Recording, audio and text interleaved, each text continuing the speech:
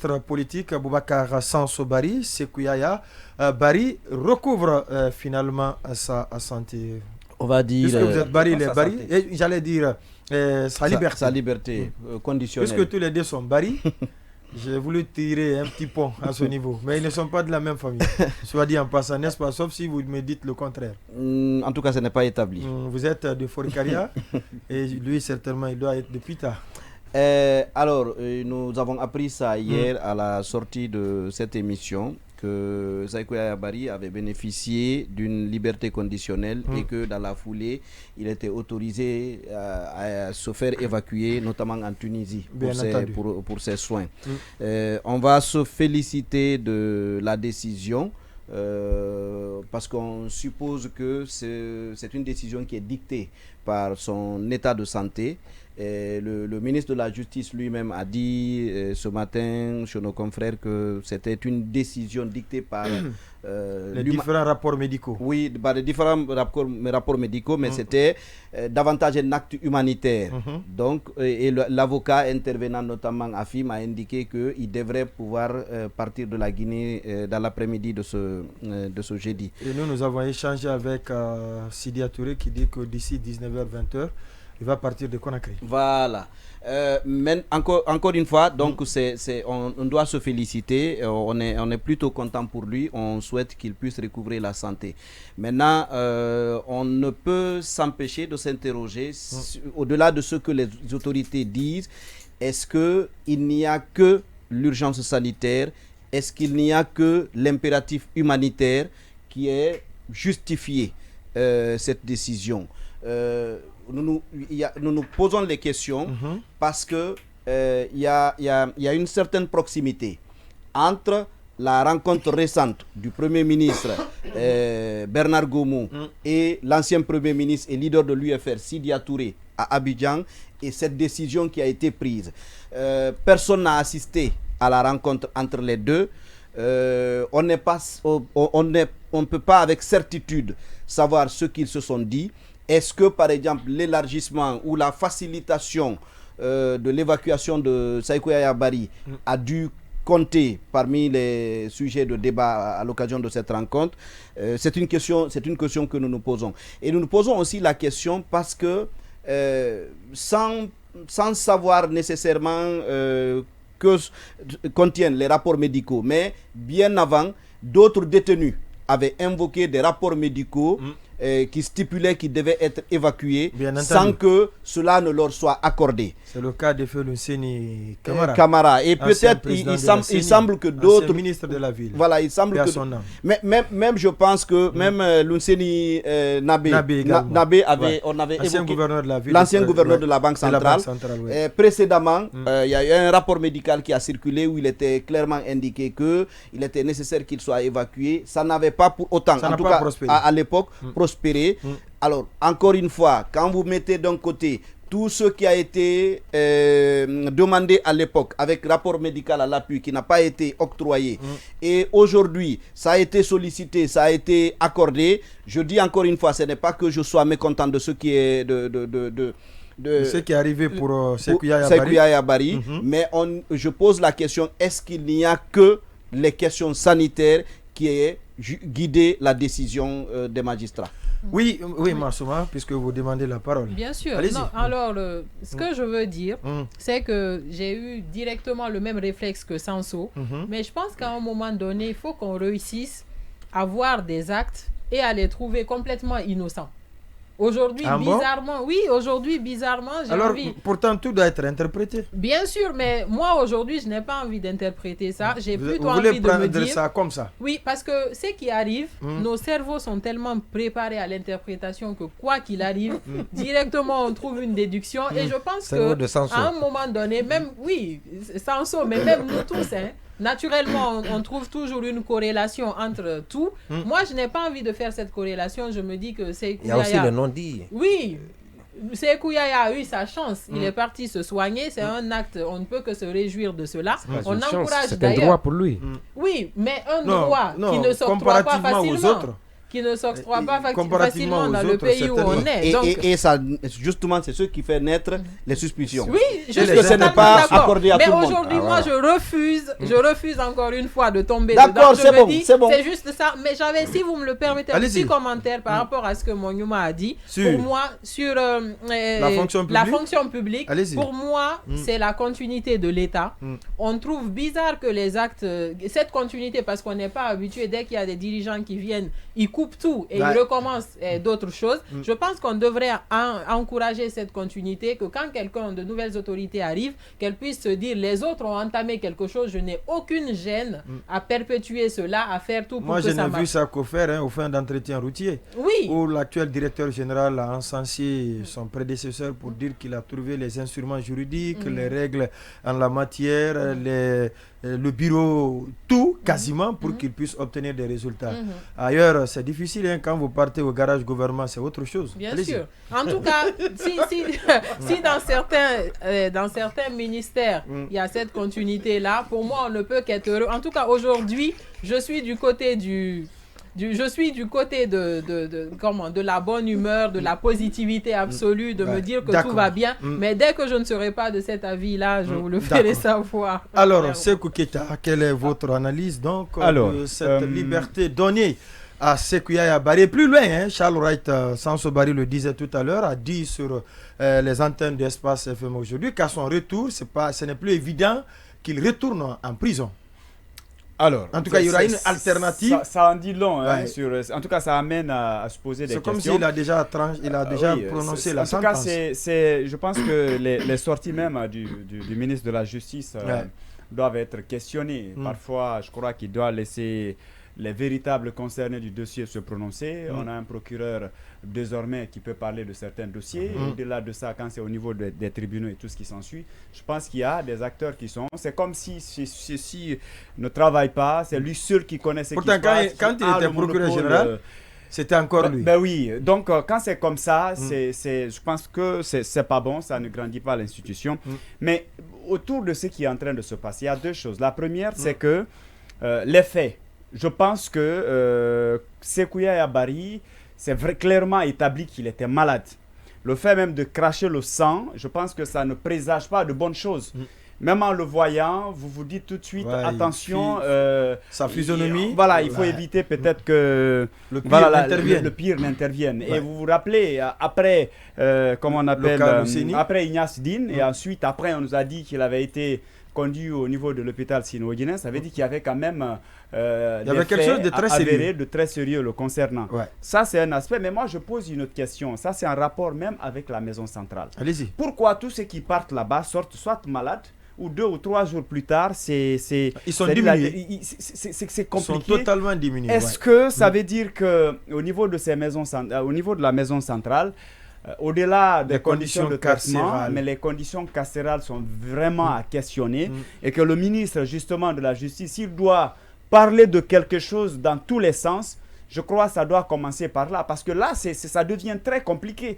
La prison, certes, c'est pour humaniser, c'est pour amener les gens à comprendre que ce qu'ils ont fait, c'est pas bon, apprendre et peut-être regretter et s'améliorer probablement.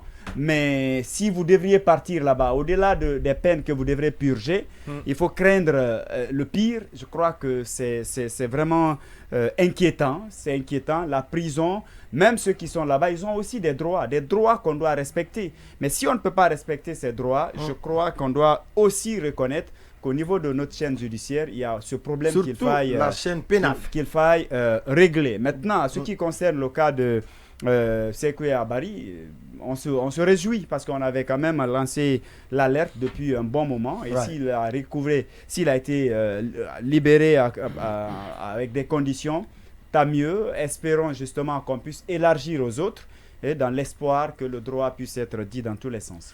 Oui, Habib Marwan, votre regard donc sur cette actualité. Vous savez, partout où on retrouve le loup, c'est qu'il y a du flou. Apparemment sur la question, ça rime bien là. Voilà, donc apparemment sur la question, cette exception qui est accordée à Sékou Yaya doit quand même nous amener à nous interroger pourquoi cette faveur lui a été accordé, contrairement aux autres qui se sont retrouvés à un moment donné dans la même situation, voire même pire, parce qu'on a vu l'honorable Luceni Camara qui avait trouvé la mort suite au refus catégorique des autorités à lui accorder quand même ce droit, donc le droit aux soins. Ouais. Malheureusement, vous savez, nous sommes dans une société bien organisée. Les citoyens ont des devoirs, l'État a des droits. Garantir à un citoyen les droits aux soins, c'est du ressort de l'État. Et quand un citoyen bénéficie cette faveur de l'État, je ne pense pas qu'il y ait raison de s'en féliciter, contrairement à ceux qui cherchent à jeter ou à lancer des lauriers à cette faveur qui lui a été faite. Je pense que c'est un droit et qui se trouve vraiment du côté de ceux qui estiment qu'il faille féliciter l'État. Moi, je ne vois pas de cet œil. Vous savez, depuis longtemps, on s'est inscrit dans cette volonté systématique de négation du droit des citoyens.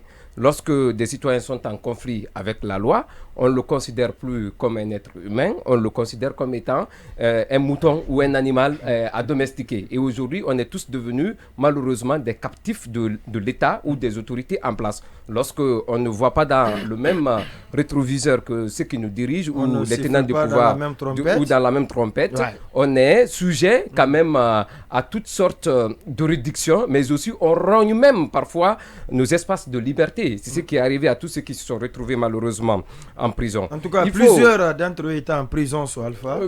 Ils le sont aujourd'hui. Ils le sont aujourd'hui. Ouais. C'est comme pour dire qu'il n'y a pas eu de rupture qui a été observée. Ouais. Et malgré tout ce qu'on a connu avec les discours ronflants avec l'arrivée du CNRD, mais ce qu'il faut dire, il faudra quand même voir la situation au-delà. Vous savez, il y a David Easton qui dit que la politique, c'est une boîte noire.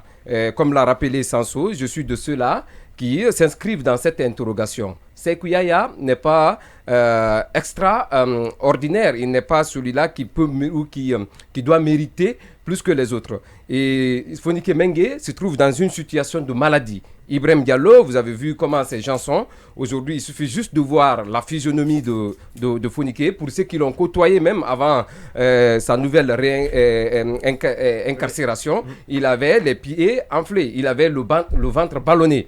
Donc je pense que laisser Fonike Mengue de ce côté, parce que lui n'a pas le privilège de rencontrer ou que ses soutiens ou ses bras longs n'ont pas eu le privilège de rencontrer le Premier ministre. Donc tout ce qui a été fait, même si l'État était dans la volonté certainement de jeter, comme on appelle, Sidia, c'est une façon, je pense que cette communication qui est faite, ou tout ce qu'on peut apercevoir derrière cette liberté accordée à Sékou Yaya, c'est une façon de créer aujourd'hui la discorde dans l'Équateur. C'est pour dire que le Premier ministre a obtenu, ou Sidia, où il y a eu des garanties, il y a eu des échanges. Donc je pense qu'il faudra faire beaucoup attention. Surtout qu'il y a une information qui courait selon laquelle Sidia Touré est passé par tous les moyens pour rentrer en contact avec Doumbouya et afin d'obtenir la libération de Sékou Yaya. Sidia même a appelé le ministre de la Justice qui a révélé l'information, donc qui a dit qu'il a été contacté par Sidia Touré, qui avait annoncé qu'il allait faire venir, je ne sais pas, son médecin personnel. Donc je pense que cette mesure qui est là, il ne faut pas la voir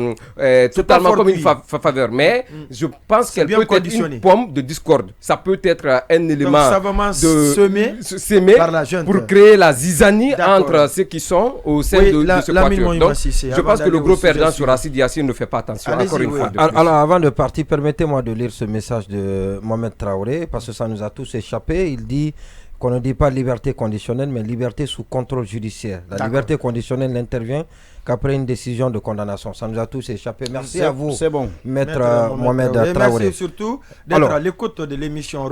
Absolument. Alors, ce que je voudrais dire d'entrée, c'est que le mal intelligent, on le compte du doigt. Voilà, il en est certainement. Qu'il soit salué de passage. Et ce que je veux dire d'entrée, c'est que le mal que traîne Sékou Yaya n'a pas d'égal constaté aujourd'hui chez les prisonniers à la maison centrale. Et selon les informations que nous avons et que nous devons aussi des sources rapports médicaux, que nous devons aussi des sources médicales. Donc Sékou Yaya, il y a quelqu'un qui le rappelait tout à l'heure, il a craché du sang à la suite d'un exercice sportif. Et puis les choses sont allées de mal en pis. Et malheureusement au début le régisseur a voulu certainement faire le faux fuyant. Oui, le faux fuyant. Non, il a voulu banaliser, voilà. Il a fait dans la banalisation. Parce qu'il a dit que lui n'a pas vu, et en plus, la sortie du ministre en est une parfaite illustration quand il a dit que c'est la suite d'un exercice. Et ce qui est malheureux, parce que les premiers textes qui ont été faits, administrés, c'était pour rechercher le palu ou la fièvre typhoïde. Et quand quelqu'un crache du sang, je ne sais pas pourquoi on doit aller trouver le mal au niveau du palu ou de la fièvre typhoïde. C'est après que Sékou Yaya, la nuit, par exemple, on s'est rendu compte qu'il est vraiment malade et qu'il fallait le secourir pour ne pas... Heureusement, cela n'est pas arrivé pour éviter le pire. Donc, il est parti et tout ce qu'on connaît, tout ce qui est arrivé plus tard. Alors, comme pour dire, je réitère encore que son mal n'a pas d'égal pour le moment. Mais il y en a eu par le passé. Je suis aussi d'accord avec eux que par le passé, il y en a qui ont été souffrants. Le Séni Camara a même laissé sa vie. Et il est passé par tous les moyens. Ses soutiens sont montés sur tous les toits pour demander à la justice sa clémence. Même pas sa clémence, mais plutôt demander à la justice à ce que la justice lui permette d'aller se faire soigner. Accède, voilà, justement. Donc, ce droit qui est reconnu par la Constitution, par les différents textes de loi. Par les textes de loi, donc que cela lui soit accordé. Et malheureusement, ça n'a pas été fait. Il y a aussi le cas de Lensoni qui a été révélé tout à l'heure, qui a été rappelé par Sanso. Et lui, à maintes reprises, à plus d'une fois, les médecins de Lensoni ont noté avec insistance qu'il faut qu'il soit évacué. Et la maladie qu'il traîne, on ne peut pas la soigner ici. Et d'ailleurs, que le niveau d'évolution de sa maladie est tellement inquiétant et qu'il est urgent qu'il parte se soigner, cela ne lui a pas été accordé. Et ce que je me dis, soit la politique, ça rentre dans le cadre de la décrispation annoncée par à travers les démarches qui sont en train d'être menées aujourd'hui à l'endroit en direction des acteurs politiques. Je n'en doute pas. En tout cas, il y a Sidi Touré qui l'a dit. De continuer à parler de la reprise de dialogue. Soutiens, oui, justement. À l'UFR, ce qu'on dit de plus, et ce sur quoi on débute beaucoup plus, c'est qu'on a sorti Sidia dans sa maison et on est en train d'arrêter ses cadres qui sont en prison. Alors, le seul de l'UFR en prison aujourd'hui, c'est bien évidemment Sékou Yaya. Le libérer, et peut-être que c'est mettre du bémol dans le discours virulent et caustique de l'UFR. Ça peut, mais il le mérite, bien évidemment.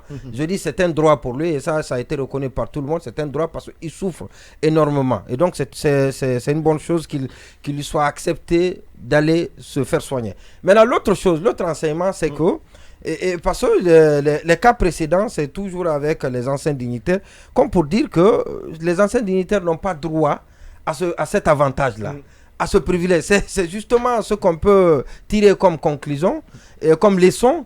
Et parce qu'il y a le cas de Lensoni qui est réel. Et parce qu'on dit qu'il faut que le médecin traitant, ou sinon le collège de médecins assermenté, donc atteste que la maladie ne peut pas être soignée ici, il faut une évacuation. Cela a été fait plus d'une fois, je l'ai dit tout à l'heure, dans le cas de Lensoni Nabé, l'ancien gouverneur. Cela a été fait dans le cas de Lensoni Camara, qui en est malheureusement décédé. Et cela est fait dans le cadre de d'autres qui sont aujourd'hui en prison. Et dont le collectif de médecins assermentés a demandé à ceux qu'on les laisse aller se soigner à l'étranger, mais on ne leur accorde pas cela. Ça veut dire que les anciens dignitaires n'ont pas de droit. Ils n'ont que des devoirs et ils doivent rester en prison. Et peut-être qu'on aura l'occasion d'en parler tout à l'heure. En tout cas, c'est l'enseignement que nous pouvons tirer à travers l'acte qui a été posé, salutaire certes, mais qui peut être qui est sujet. Cette sélectivité, il faut la condamner. Alors voilà, donc pour être juste, pour que la justice reste juste, il faudrait que tous les cas similaires soient traités de la même manière. Voilà. On est content que Sékou Yaya, et ça on allait le demander, que Sékou Yaya recouvre cette liberté sous contrôle judiciaire pour aller se faire soigner à l'étranger, mais il faudrait aussi que la justice... Le fait que le ministre de la Justice lui-même ait dit que avec son retour, on va trouver une alternative à la prison. Est-ce que cela ne vient pas renforcer le propos que vous venez de dire? A dit quelque chose d'important. Ouais. Il faut que Charles Wright fasse beaucoup attention. Quand on est ministre, il n'est pas dit que tous les sujets concernant la justice, vous êtes la seule voix. La seule et l'unique. La seule et unique voix à s'exprimer sur ces sujets-là. Et ça, c'est extrêmement... Parce qu'il fait de l'ombrage. Il fait de l'ombre à tous qui doivent intervenir et logiquement dans les dossiers judiciaires à la justice, malheureusement.